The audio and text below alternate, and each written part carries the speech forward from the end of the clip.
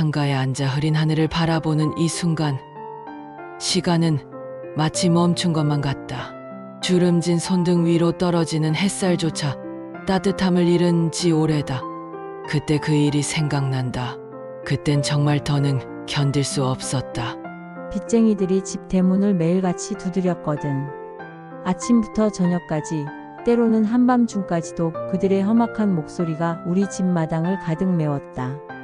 남편이 사업에 실패하고 빚만 잔뜩 남겨둔 채 세상을 떠난 후 나는 혼자서 그 모든 무게를 감당해야 했다. 하지만 무엇보다 견디기 힘든 건 아이가 그 소리에 움츠러들며 떨고 있다는 것이었다. 5살도 채 안 된 우리 딸이 엄마 품에 숨어서 무서워요라고 속삭일 때마다 내 가슴은 산산조각이 나는 것 같았다. 이대로는 안 되겠다는 생각이 들었다. 아이만큼은, 내 소중한 딸만큼은 이 지옥 같은 현실로부터 지켜내야 한다는 절박함이 나를 짓눌렀다. 그래서 나는 결국 그 끔찍한 결심을 하게 되었다. 지금 생각해도 가슴이 미어지는 그 결심을 말이다. 대문 앞에 몰려든 그들의 목소리는 날이 갈수록 더욱 거칠어졌다. 돈 갚아라. 언제까지 이런 식으로 버틸 생각이냐. 그들의 고함 소리가 온 동네에 울려 퍼졌다. 이웃들의 시선이 따가웠고 아이는 하루 종일 방 안에 숨어서 나오려 하지 않았다. 밥을 먹을 때도 잠을 잘 때도 아이는 늘 불안해했다. 작은 소리에도 화들짝 놀라며 내 치맛자락을 꼭 잡곤 했다. 그런 딸을 보면서 나는 매일 밤 눈물을 삼켜야 했다. 이런 환경에서 아이가 제대로 자랄 수 있을까? 이런 공포 속에서 우리 딸이 건강하게 웃을 수 있을까? 답은 뻔했다. 아니었다. 절대 그럴 수 없었다. 빚쟁이들은 점점 더 드세게 몰아붙였고 나에겐 갚을 돈이 없었다. 유일한 해답은 내가 어딘가로 가서 돈을 벌어오는 것이었다. 하지만 아이를 데리고 갈 수는 없는 일이었다. 그렇다면 딸을 누구에게 맡겨야 할까? 친정은 이미 오래전에 인연을 끊었고 믿을 만한 친척도 없었다. 결국 남은 선택지는 하나뿐이었다. 시어머니였다. 시어머니는 평소에도 나를 곱게 보지 않으셨다. 아들을 일찍 잃은 원망을 고스란히 나에게 쏟아내셨고 손자보다는 손녀를 낳은 것조차 못마땅해 하셨다. 하지만 이 상황에서 달리 선택할 수 있는 길은 없었다. 아이만큼은 안전한 곳에 있어야 했고 그나마 혈육인 시어머니가 아이를 해칠 리는 없을 거라 생각했다. 안방에서 딸을 꼭 끌어안고 있을 때 내 눈에서는 주체할 수 없는 눈물이 흘러내렸다. 아이는 왜 엄마가 우는지 모르겠다는 표정으로 내 뺨을 작은 손으로 닦아주었다.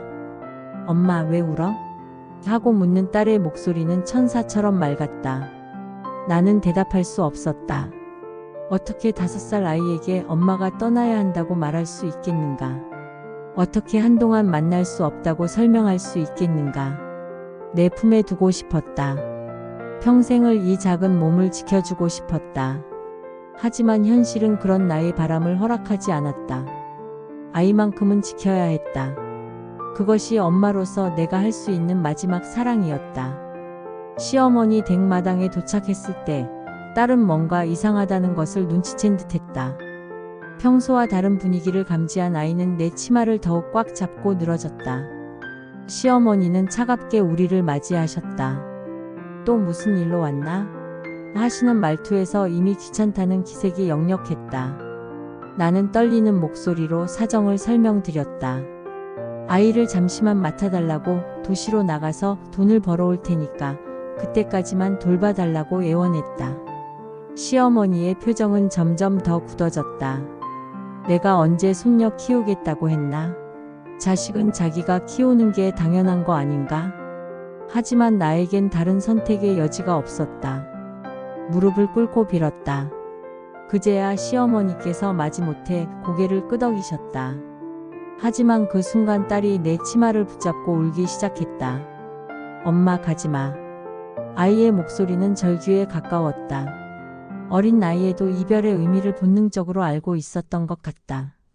가슴이 찢어질 듯했다. 정말로 찢어질 것만 같았다. 기차역으로 향하는 길 발걸음이 납덩이처럼 무거웠다. 보따리 하나가 내 인생의 전부였다. 몇 벌 안 되는 옷가지와 딸의 사진 한 장, 그리고 얼마 남지 않은 돈이 전부였다. 플랫폼은 사람들로 붐볐지만 나는 홀로 서 있는 것 같았다. 모든 게 낯설고 두려웠다. 도시라는 곳이 어떤 곳인지, 내가 과연 거기서 살아남을 수 있을지 확신이 서지 않았다. 하지만 선택의 여지는 없었다. 살기 위해서는 가야만 했다.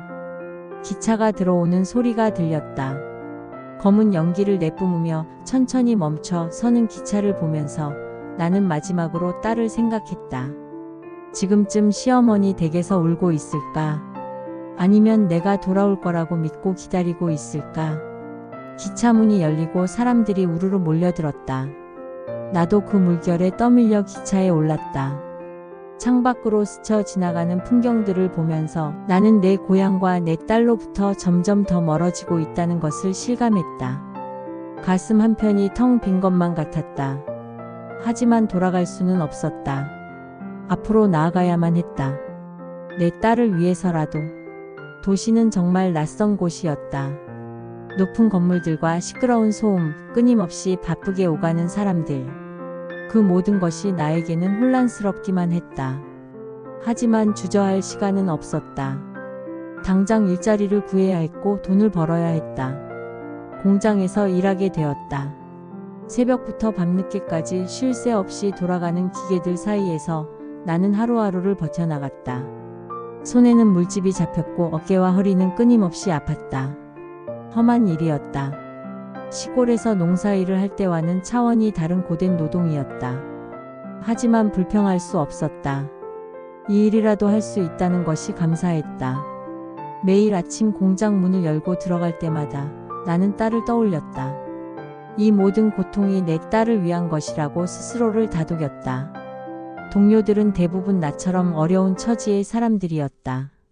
고향을 떠나 도시로 온 사람들, 가족을 위해 몸을 갈아 넣어야 하는 사람들. 그들과 함께 일하면서 나는 내가 혼자가 아니라는 것을 깨달았다. 하지만 그것만으로는 가슴속 빈자리를 메울 수 없었다. 하루 일과를 마치고 좁은 하숙방으로 돌아오면 나는 언제나 딸의 사진을 꺼내보곤 했다. 작고 어두운 방 안에서 혼자 앉아 그 사진을 바라보고 있으면 눈물이 저절로 흘러내렸다. 잠든 아이는 지금 잘 지내고 있을까? 시어머니께서 아이를 따뜻하게 돌봐주고 계실까? 밥은 제대로 챙겨 먹이고 계실까?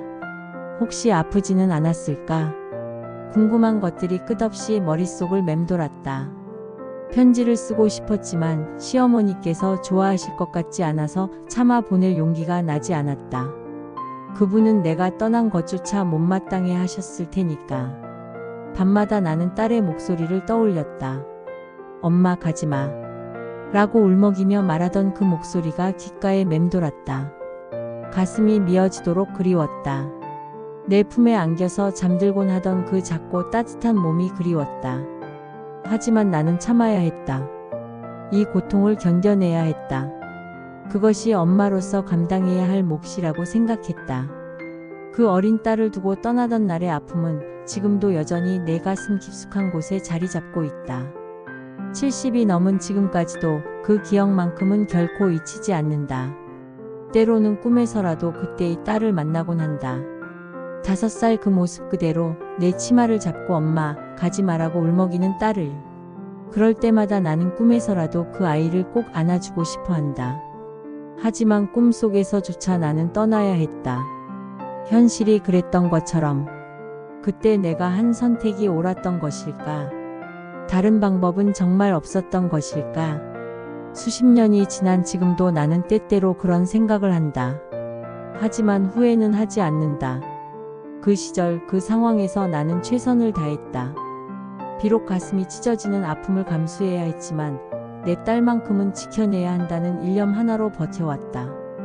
그것이 엄마였던 나의 삶이었고 그 선택들이 모여서 지금의 내가 되었다. 창 밖으로 보이는 하늘은 여전히 흐리다. 하지만 내 마음만큼은 그때보다는 조금 더 평온해진 것 같다.